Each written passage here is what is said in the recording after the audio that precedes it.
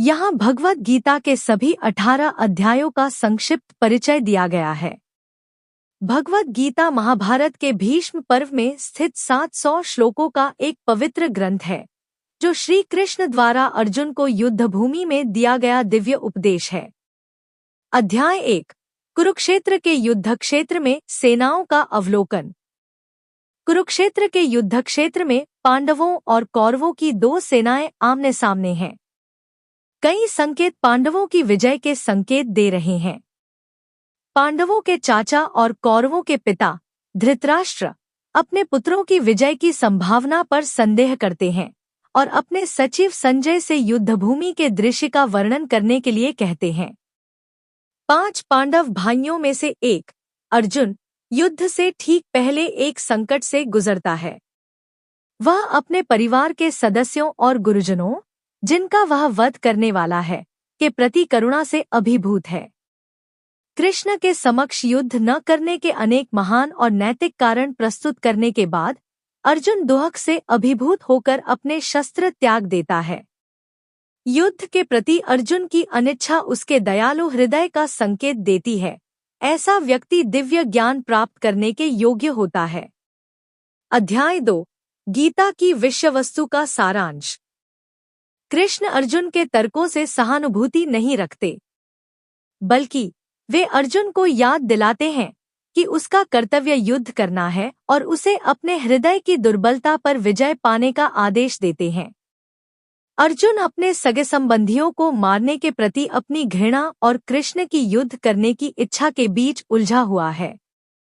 व्यथित और भ्रमित अर्जुन कृष्ण से मार्गदर्शन मांगता है और उनका शिष्य बन जाता है। कृष्ण अर्जुन के गुरु की भूमिका निभाते हैं और उसे सिखाते हैं कि आत्मा शाश्वत है और उसे मारा नहीं जा सकता। युद्ध में मरने से योद्धा को स्वर्गलोक की प्राप्ति होती है, इसलिए अर्जुन को प्रसन्न होना चाहिए कि जिन लोगों को वह मारने जा रहा है, वे श्रेष्ठ योनियों को प्राप्त करेंगे। व्यक्ति शाश्वत रूप से एक व्यक्ति है, केवल उसका शरीर ही नष्ट होता है, इसलिए शोक करने की कोई बात नहीं है। अर्जुन का युद्ध न करने का निर्णय ज्ञान और कर्तव्य की कीमत पर भी अपने सगे संबंधियों के साथ जीवन का आनंद लेने की उसकी इच्छा पर आधारित है। ऐसी मानसिकता व्यक्ति को भौतिक संसार से बांधे रखती है। कृष्ण अर्जुन को बुद्धियोग में संलग्न होने, फल की आसक्ति के बिना कर्म करने की सलाह देते हैं। इस प्रकार युद्ध करके अर्जुन जन्म मृत्यु के चक्र से मुक्त हो जाएगा और ईश्वर के धाम में प्रवेश करने का पात्र बन जाएगा। अध्याय 3, कर्म योग। अर्जुन अभी भी भ्रमित है। वह सोचता है कि बुद्धियोग का अर्थ है कि व्यक्ति को सक्रिय जीवन से निवृत्त होकर तपस्या करनी चाहिए। लेकिन कृष्ण कहते हैं, नहीं, युद्ध करो, लेकिन त्याग की भावना से करो और सभी फल परमात्मा को अर्पित करो। यही सर्वोत्तम शुद्धि है। आसक्ति रहित होकर कर्म करने से व्यक्ति परमात्मा को प्राप्त होता है। भगवान की प्रसन्नता के लिए यज्ञ करने से भौतिक समृद्धि और पाप कर्मों से मुक्ति मिलती है। आत्मज्ञानी व्यक्ति भी अपने कर्तव्य का त्याग नहीं करता। वह दूसरों को शिक्षा देने के लिए ही यज्ञ करता है। फिर अर्जुन भगवान से पूछते हैं कि वह कौन सी चीज है जो मनुष्य को पाप कर्मों में प्रवृत्त करती है। कृष्ण उत्तर देते हैं कि कामवासना ही है जो मनुष्य को पाप करने के लिए प्रेरित करती है। यह कामवासना मनुष्य को मोहग्रस्त करती है और उसे भौतिक संसार में उलझा देती है। कामवासना इंद्रियों, मन और बुद्धि में प्रकट होती है, लेकिन आत्मसंयम से इसका प्रतिकार किया जा सकता है। अध्याय 4, पारलौकिक ज्ञान। भगवद गीता का विज्ञान सर्वप्रथम कृष्ण ने सूर्यदेव विवस्वान को सुनाया था। विवस्वान ने यह विज्ञान अपने वंशजों को सिखाया, जिन्होंने इसे मानवता को सिखाया। ज्ञान संचारण की इस प्रणाली को गुरु परंपरा कहा जाता है। जब भी और जहां भी धर्म का ह्रास और अधर्म का उदय होता है, कृष्ण अपने मूल दिव्य रूप में भौतिक प्रकृति से अछूते प्रकट होते हैं। जो भगवान के दिव्य स्वरूप को समझ लेता है वह मृत्यु के समय भगवान के शाश्वत धाम को प्राप्त करता है। प्रत्येक व्यक्ति प्रत्यक्ष या अप्रत्यक्ष रूप से कृष्ण के समक्ष समर्पण करता है और कृष्ण भी समर्पण के अनुसार ही प्रत्युत्तर देते हैं। कृष्ण ने वर्णाश्रम नामक एक व्यवस्था बनाई जिसमें सामाजिक और आध्यात्मिक जीवन के विभाजन थे ताकि लोगों को उनकी मनोशारीरिक प्रकृति के अनुसार नियोजित किया जा सके। कर्मफलों को ईश्वर को अर्पित करके लोग धीरे धीरे दिव्य ज्ञान के स्तर तक पहुंचते हैं। अज्ञानी और श्रद्धाहीन लोग जो शास्त्रों के प्रकट ज्ञान पर संदेह करते हैं न तो कभी सुखी हो सकते हैं और न ही ईश्वरीय चेतना प्राप्त कर सकते हैं। अध्याय 5 कर्म योग कृष्ण चेतना में क्रिया। अर्जुन अभी भी इस बात को लेकर असमंजस में है कि क्या श्रेष्ठ है, कर्म का त्याग या भक्तिमय कर्म। कृष्ण समझाते हैं कि भक्तिमय सेवा श्रेष्ठ है।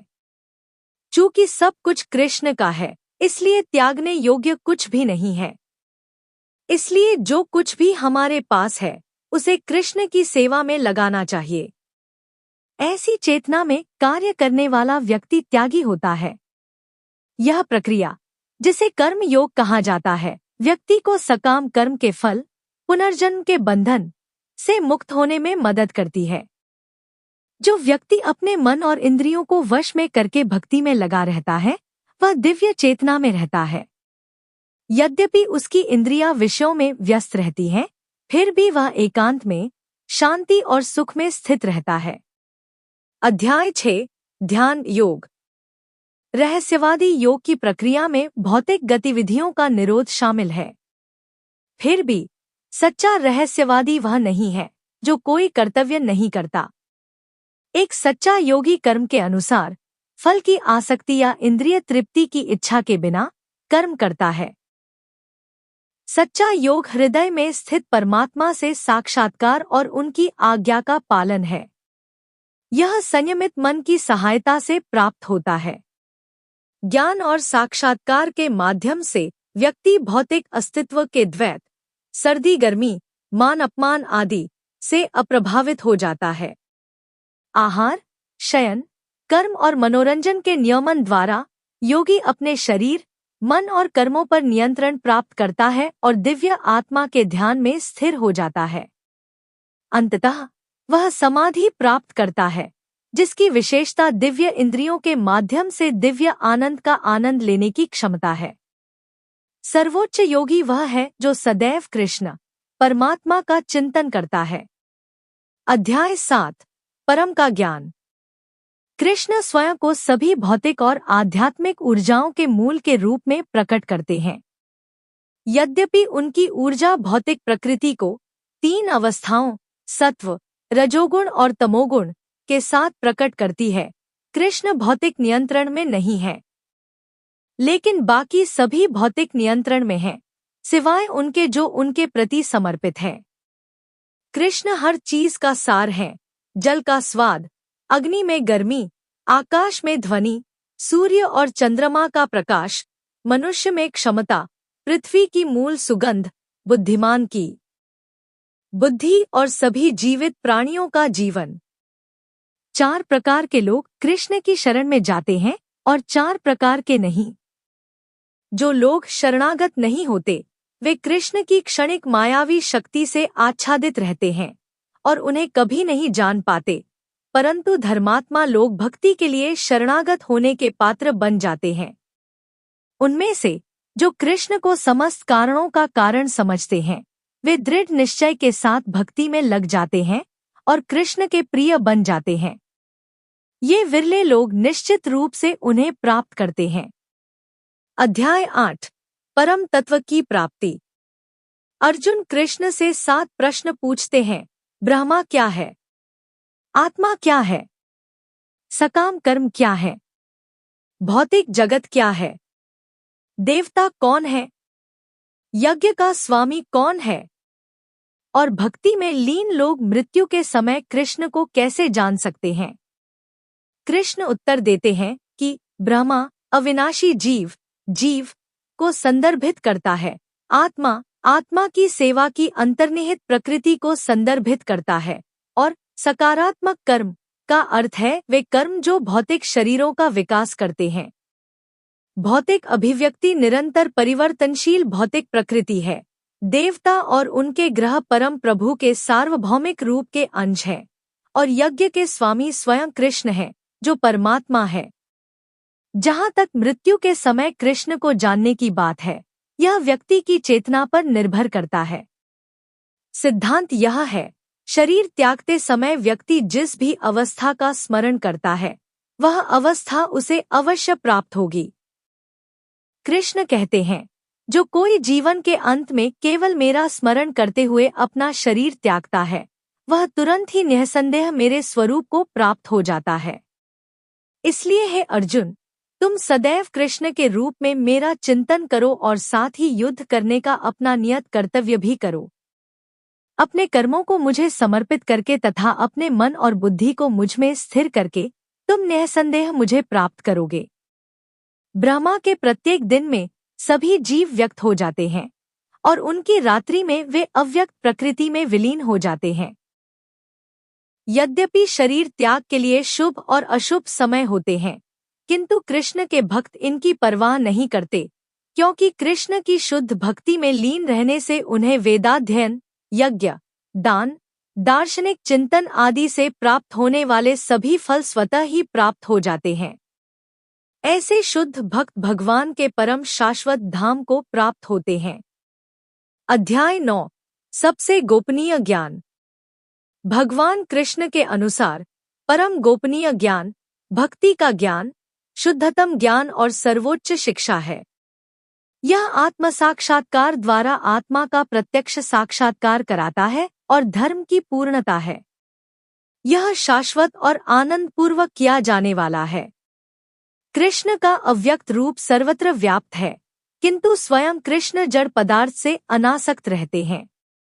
उनके निर्देशन में कार्यरत भौतिक प्रकृति सभी चर और अचर प्राणियों की रचना करती है। कृष्ण का अव्यक्त रूप सर्वत्र व्याप्त है, किंतु स्वयं कृष्ण जड़ पदार्थ से अनासक्त रहते हैं। उनके निर्देशन में कार्यरत भौतिक प्रकृति सभी चर और अचर प्राणियों की रचना करती है। विभिन्न उपासक भिन्न भिन्न गतियों को प्राप्त करते हैं। जो मनुष्य स्वर्गलोक प्राप्त करना चाहते हैं, वे देवताओं की पूजा करते हैं और फिर उनके बीच जन्म लेकर ईश्वरीय सुख भोगते हैं, किंतु ऐसे मनुष्य अपने पुण्यों को क्षीण करके पृथ्वी पर लौट आते हैं। जो मनुष्य पितरों की पूजा करते हैं, वे पितरों के लोकों में जाते हैं, और जो भूतों की पूजा करते हैं, वे भूत बन जाते हैं। किंतु जो अनन्य भक्ति से कृष्ण की पूजा करता है, वह सदा के लिए उनके पास चला जाता है। कृष्ण का भक्त जो कुछ भी करता है, खाता है, अर्पित करता है या दान देता है, वह भगवान को अर्पण के रूप में करता है। कृष्ण अपने भक्त की कमी को पूरा करके और जो उसके पास है उसे सुरक्षित रखकर प्रत्युत्तर देते हैं। कृष्ण की शरण में आकर निम्न कुल के लोग भी परम गति को प्राप्त कर सकते हैं। अध्याय 10 परम ऐश्वर्य। भक्तगण कृष्ण को अजन्मा, अनादि, समस्त लोकों के परमेश्वर, उन कुलपिताओं के रचिता जिनसे सभी जीव उत्पन्न हुए हैं, तथा प्रत्येक वस्तु के मूल के रूप में जानते हैं। बुद्धि, ज्ञान, सत्य, मन और इंद्रिय संयम, निर्भयता, अहिंसा, तप, जन्म, मृत्यु, भय, क्लेश, अपयश, सभी गुण, अच्छे और बुरे, कृष्ण द्वारा निर्मित है। भक्ति सेवा व्यक्ति को सभी अच्छे गुणों का विकास करने में मदद करती है। जो भक्त प्रेमपूर्वक भक्ति में लीन रहते हैं, उन्हें कृष्ण के ऐश्वर्य, योग शक्ति और प्रभुता पर पूर्ण विश्वास होता है। ऐसे भक्तों के विचार कृष्ण में ही रम जाते हैं। उनका जीवन उनकी सेवा में समर्पित होता है और वे एक दूसरे को ज्ञान प्रदान करके तथा उनके बारे में वार्तालाप करके परम आनंद और संतुष्टि प्राप्त करते हैं। शुद्ध भक्ति सेवा में लगे भक्तों को, चाहे उनमें वैदिक सिद्धांतों की शिक्षा या ज्ञान का अभाव हो, कृष्ण द्वारा भीतर से सहायता मिलती है, जो स्वयं अज्ञान से उत्पन्न अंधकार का नाश करते हैं। अर्जुन ने कृष्ण की स्थिति को भगवान परम धाम और परम सत्य, शुद्धतम, दिव्य और आदि पुरुष, अजन्मा, महानतम, मूल और सबके स्वामी के रूप में अनुभव कर लिया है। अब अर्जुन और अधिक जानना चाहता है। भगवान कृष्ण आगे बताते हैं और फिर निष्कर्ष निकालते हैं। सभी ऐश्वर्यशाली, सुंदर और महिमामय रचनाएं मेरे तेज की एक चिंगारी से ही उत्पन्न होती हैं। अध्याय 11, सार्वभौमिक रूप। भोले भाले लोगों को धोखेबाजों से बचाने के लिए अर्जुन कृष्ण से उनके विश्वव्यापी रूप का प्रदर्शन करके अपनी दिव्यता सिद्ध करने के लिए कहता है। ऐसा रूप जिसे दिखाने के लिए हर उस व्यक्ति को तैयार रहना चाहिए जो खुद को ईश्वर कहता है। कृष्ण अर्जुन को दिव्य दृष्टि प्रदान करते हैं जिससे वह उस तेजस्वी, चमकते, असीमित विश्वव्यापी रूप को देख सकता है जो एक ही स्थान पर वह सब कुछ प्रकट करता है जो कभी था, अब है या होगा। अर्जुन हाथ जोड़कर भगवान को प्रणाम करता है और उनकी स्तुति करता है। फिर कृष्ण बताते हैं कि पांचों पांडवों को छोड़कर युद्धभूमि में एकत्रित सभी सैनिक मारे जाएंगे। इसलिए कृष्ण अर्जुन को अपना निमित्त बनाकर युद्ध करने के लिए प्रेरित करते हैं और उसे विजय और समृद्ध राज्य की गारंटी देते हैं। अर्जुन कृष्ण से अनुरोध करता है कि वे अपना भयानक रूप हटाकर अपना मूल रूप दिखाए। तब भगवान अपना चतुर्भुज रूप और अंत में अपना मूल द्विभुज रूप प्रकट करते हैं। भगवान के सुंदर मानवरूप को देखकर अर्जुन शांत हो जाता है। जो शुद्ध भक्ति में लीन है वह ऐसा रूप देख सकता है। अध्याय 12, भक्ति सेवा। अर्जुन पूछते हैं, कौन अधिक उत्तम है, भगवान के साकार रूप की पूजा और सेवा करने वाला भक्त या निराकार ब्रह्मा का ध्यान करने वाला अध्यात्मवादी? कृष्ण उत्तर देते हैं, जो भक्त मेरे साकार रूप पर अपना मन स्थिर करता है वह परम सिद्ध है।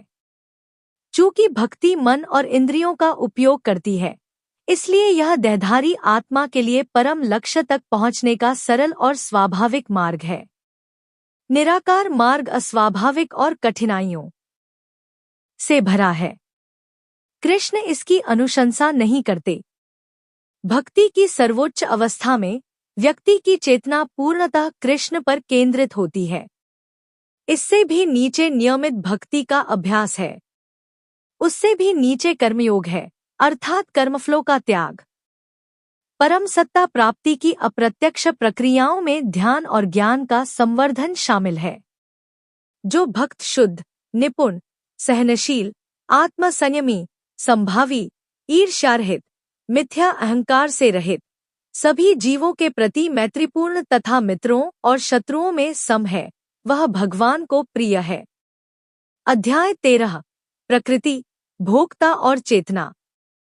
अर्जुन प्रकृति, पुरुष, भोक्ता, क्षेत्र, क्षेत्र ज्ञान, क्षेत्र का ज्ञाता, ज्ञान और ज्ञान की वस्तु के बारे में जानना चाहता है। कृष्ण बताते हैं कि क्षेत्र बद्धजीव का कार्य क्षेत्र अर्थात शरीर है। इसके भीतर जीव और परमेश्वर दोनों निवास करते हैं, जिन्हें क्षेत्रज्ञ कहा जाता है, अर्थात क्षेत्र के ज्ञाता। ज्ञान का अर्थ है शरीर और उसके ज्ञाताओं को समझना। ज्ञान में विनम्रता, अहिंसा, सहनशीलता, पवित्रता, आत्मसंयम, अहंकार का अभाव और सुखद तथा अप्रिय घटनाओं में संभाव जैसे गुण सम्मिलित हैं। ज्ञान का विषय ज्ञान परमात्मा है। प्रकृति समस्त भौतिक कारणों और प्रभावों का कारण है। दो पुरुष या भोक्ता जीव और परमात्मा है। जो व्यक्ति यह देख सकता है कि व्यष्टि आत्मा और परमात्मा विभिन्न प्रकार के भौतिक शरीरों में, जिनमें वे सफलतापूर्वक निवास करते हैं, अपरिवर्तित रहते हैं, उसे शाश्वत दर्शन प्राप्त होता है। शरीर और शरीर के ज्ञाता के बीच के अंतर को समझकर और भवबंधन से मुक्ति की प्रक्रिया को समझकर व्यक्ति परम लक्ष्य तक पहुंचता है। अध्याय 14, भौतिक प्रकृति के 3 स्वरूप। संपूर्ण भौतिक पदार्थ प्रकृति के 3 गुणों का स्रोत है, सतोगुण, रजोगुण और तमोगुण। ये गुण बद्धजीव पर अपना प्रभाव डालने के लिए प्रतिस्पर्धा करते हैं। इन गुणों को क्रियाशील देखकर हम समझ सकते हैं कि वे सक्रिय हैं, हम नहीं, और हम पृथक हैं। इस प्रकार प्रकृति का प्रभाव धीरे धीरे कम होता जाता है और हम कृष्ण के आध्यात्मिक स्वरूप को प्राप्त कर लेते हैं। सतोगुण प्रकाश देता है। यह मनुष्य को सभी पाप कर्मों से मुक्त करता है, किंतु सुख और ज्ञान की अनुभूति प्रदान करता है।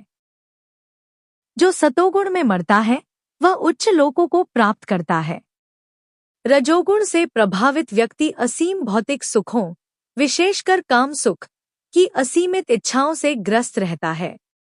इन इच्छाओं की पूर्ति के लिए उसे सदैव कठोर परिश्रम करने के लिए बाध्य होना पड़ता है, जो उसे पाप कर्मों में बंधता है और परिणामस्वरूप दुख प्राप्त होता है। रजोगुणी व्यक्ति अपने पूर्व प्राप्त पद से कभी संतुष्ट नहीं होता। मृत्यु के बाद वह पुनः पृथ्वी पर सकाम कर्मों में संलग्न व्यक्तियों के बीच जन्म लेता है। तमोगुण का अर्थ है मोह। यह पागलपन, आलस्य और मूर्खता को बढ़ावा देता है। यदि कोई तमोगुण में मरता है तो उसे पशु योनि या नारकीय लोकों में जन्म लेना पड़ता है। जो व्यक्ति तीनों गुणों से परे होता है उसका आचरण स्थिर होता है, वह क्षणिक भौतिक शरीर से विमुख होता है और मित्रों तथा शत्रुओं के प्रति संभाव रखता है। ऐसे दिव्य गुण भक्ति में पूर्ण रूप से संलग्न होकर प्राप्त किए जा सकते हैं। अध्याय 15 परम पुरुष का योग। इस भौतिक जगत का वृक्ष, वास्तविक वृक्ष, आध्यात्मिक जगत का एक प्रतिबिंब मात्र है। जिस प्रकार वृक्ष का प्रतिबिंब जल पर स्थित होता है, उसी प्रकार आध्यात्मिक जगत का भौतिक प्रतिबिंब कामना पर स्थित है और कोई नहीं जानता कि इसका आरंभ कहाँ है और अंत कहाँ है। यह प्रतिबिंबित वृक्ष भौतिक प्रकृति के 3 गुणों द्वारा पोषित होता है। इसके पत्ते वैदिक ऋचाएं हैं और इसकी टहनियां इंद्रियों के विषय हैं। जो व्यक्ति इस वृक्ष से स्वयं को मुक्त करना चाहता है, उसे वैराग्य रूपी शस्त्र से इसे काट डालना चाहिए और परम प्रभु की शरण लेनी चाहिए। इस संसार में सभी लोग त्रुटिपूर्ण हैं, लेकिन आध्यात्मिक जगत में सभी अचूक हैं और इन सबसे परे परम पुरुष कृष्ण हैं। इस संसार में सभी लोग त्रुटिपूर्ण हैं, लेकिन आध्यात्मिक जगत में सभी अचूक हैं और इन सबसे परे परम पुरुष कृष्ण हैं। अध्याय 16 दैवीय और आसुरी प्रकृतियाँ। दैवी और आसुरी 2 प्रकार के प्राणी हैं जो विभिन्न गुणों से संपन्न हैं। अर्जुन जैसे धर्मात्मा पुरुषों में ये दैवी गुण होते हैं: दान, संयम, सौम्यता, विनय, क्षमा, शुचिता, तप, सरलता, अहिंसा, सत्य, शांति, निर्भयता, क्रोध से मुक्ति, आध्यात्मिक ज्ञान का विकास, दोष निंदा से घृणा, सभी जीवों पर दया, लोभ से मुक्ति और दृढ़ निश्चय। अभिमान, क्रोध, ईर्ष्या, कठोरता, अहंकार, अज्ञान, धृष्टता, अस्वच्छता और अनुचित आचरण जैसे आसुरी गुण लोगों को माया के जाल में बांध देते हैं, जिसके कारण वे बार बार आसुरी योनियों में जन्म लेते हैं। कृष्ण के पास न पहुंच पाने के कारण आसुरी लोग धीरे धीरे नरक में गिर जाते हैं। 2 प्रकार के कर्म, नियमित और अनियमित, भिन्न भिन्न फल देते हैं। जो व्यक्ति शास्त्र विधि का त्याग करता है, उसे न तो सिद्धि प्राप्त होती है, न सुख, न ही परम गति। शास्त्र विधि से अनुशासित व्यक्ति कर्तव्य क्या है और क्या नहीं, यह समझ लेते हैं। वे आत्म साक्षात्कार के अनुकूल कर्म करके धीरे धीरे परम गति को प्राप्त करते हैं। अध्याय 17 आस्था के विभाजन। अर्जुन पूछते हैं, जो लोग शास्त्र के सिद्धांतों का पालन नहीं करते बल्कि अपनी कल्पना के अनुसार पूजा करते हैं, उनका स्वभाव कैसा होता है? उत्तर में कृष्ण विभिन्न प्रकार के विश्वास, भोजन, दान, तपस्या, त्याग और तपस्या का विश्लेषण करते हैं, जो भौतिक प्रकृति के विभिन्न गुणों को चिह्नित करते हैं। तथा सत्य, ये 3 शब्द परम सत्य के प्रतीकात्मक प्रतिनिधित्व हैं। परम का संकेत है। तत् का प्रयोग भवबंधन से मुक्ति के लिए किया जाता है और सत्य यह दर्शाता है कि परम सत्य ही भक्ति का उद्देश्य है। परम में श्रद्धा के बिना किया गया कोई भी यज्ञ, दान या तप असत अर्थात अनित्य कहलाता है। अध्याय 18 निष्कर्ष त्याग की पूर्णता। अर्जुन कृष्ण से त्याग और संन्यास का उद्देश्य पूछते हैं। कृष्ण इनकी व्याख्या करते हैं और कर्म के 5 कारणों, कर्म को प्रेरित करने वाले 3 कारकों और कर्म के 3 घटकों की भी व्याख्या करते हैं। वे प्रकृति के प्रत्येक गुण के अनुसार कर्म, बुद्धि, संकल्प, सुख और कर्म का भी वर्णन करते हैं। मनुष्य अपना कर्म करके ही सिद्धि प्राप्त करता है, दूसरे का नहीं, क्योंकि नियत कर्म कभी पाप कर्मों से प्रभावित नहीं होते। अतः मनुष्य को बिना किसी आसक्ति या फल की आशा के कर्तव्य समझकर कर्म करना चाहिए। मनुष्य को अपने कर्तव्य का कभी परित्याग नहीं करना चाहिए। कृष्ण की कृपा से अर्जुन का भ्रम और संदेह मिट जाता है और वह कृष्ण के निर्देशों के अनुसार युद्ध करने का निर्णय लेता है। यह तमाम जानकारी जनरुचि को ध्यान में रखकर दी जा रही है। ज्योतिष और धर्म के उपाय और सलाहों को अपनी आस्था और विश्वास पर आजमाएं। वीडियो का उद्देश्य मात्र आपको बेहतर सलाह देना है। इस संदर्भ में हम किसी प्रकार का कोई दावा नहीं करते हैं।